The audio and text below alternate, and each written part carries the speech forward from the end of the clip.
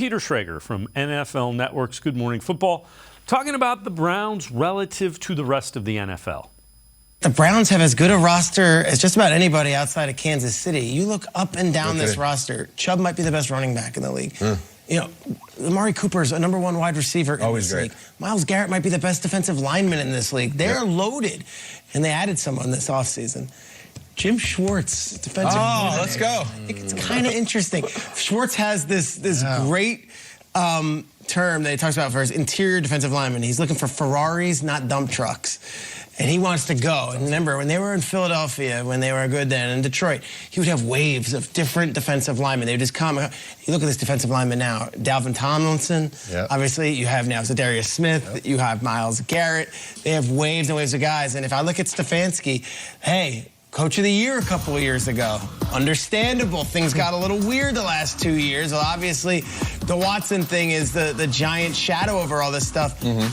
But this, to me, look, as much as we're talking about the Jets and the Ravens and the Steelers of the teams that are going to go from not making the playoffs, Browns have no excuse either.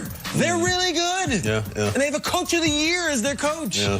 And they added Jim Schwartz, who is one of the great defensive masterminds of all time, who came back and said, yeah, I'll do it again. Let's go, one more ride. I don't know. Maybe we should be talking more about the Browns, but we haven't. And maybe that's just how they want it.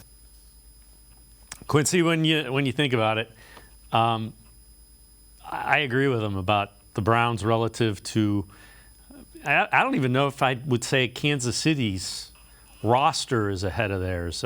Patrick Mahomes, yeah, I'll take that. Travis Kelce, absolutely. Yeah, but that makes up a lot of ground. Travis Kelce, yeah. Those two, I got you. But defensively, and I know Pacheco's pretty good.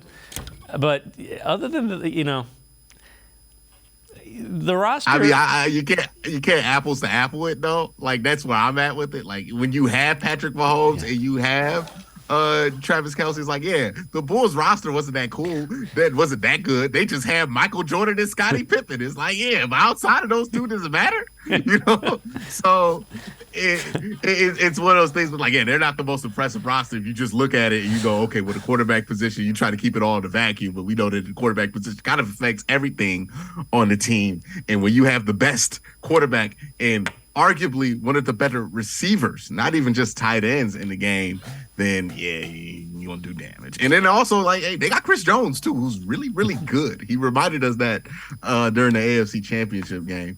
But I do see what Peter's saying about the Browns, where he's saying the Browns about as good as a roster, and you can say they're about as evenly well placed a roster as anybody in the NFL. The big question, and I think the reason people are hesitant is, which Deshaun are we getting? Are we getting pre-2020 Deshaun good? Are we getting 2020 Deshaun good? Are we getting better than 2020? Or are we going to get what he was last year, right? That's the big question. That's been the question with the Cleveland Browns since about 2018. The roster's been fine, but we're worried about quarterback.